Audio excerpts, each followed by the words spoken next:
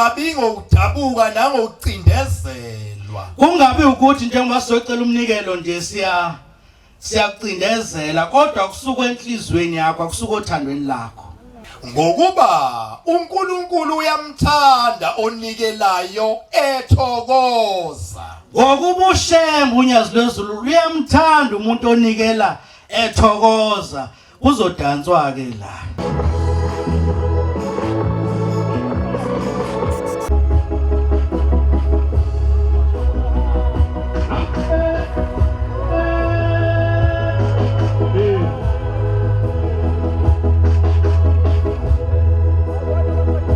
Namhlanje sihlangene siyintethelelo yaseningizimu, sihlangene ngosuku olukhulu la eJerusalem ePietermaritzburg.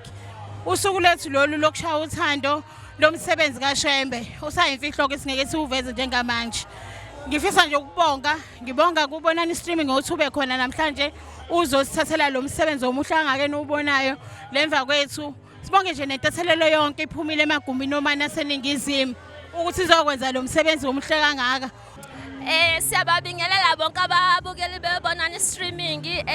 Sifisa ukusho nje usi njengamanje siseJerusalem ePietermaritzburg emzini okhanyayo. Lana ke thina siyintethelelo sizomela ibhodwe. Sithi nje ibhodwe alingasala entweni ezinhle zikaShembe. Ayeye ibhodwe ayeye.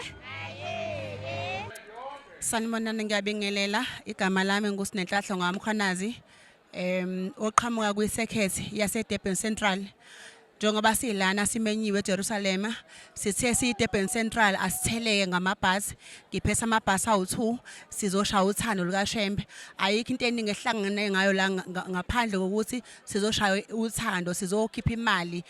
Namhlanje sila eMaritzburg, emzini omkhulu waseJerusalem, sizoshaya uthando olukhulu lesipho senkosi esithandayo okuyimfihlo engakashiwo niyazibonela nani ukuthi imvumbulu iphethe ahlanga uzodlala lana.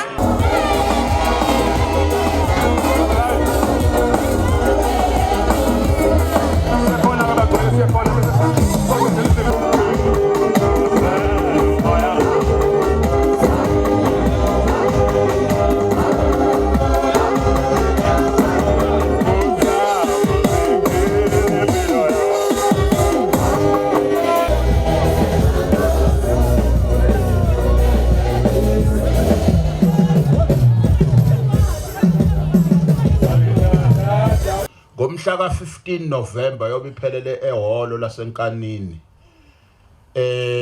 Thwalume ukuze kulowa mzathi ubaba mayisefika ngoMashi nelakhe igama libone memama nabanye nabayinhliziyo zilikhuni ukuthi makwenzela uShembe into enhle kube ebhlungu cha kube mnandi.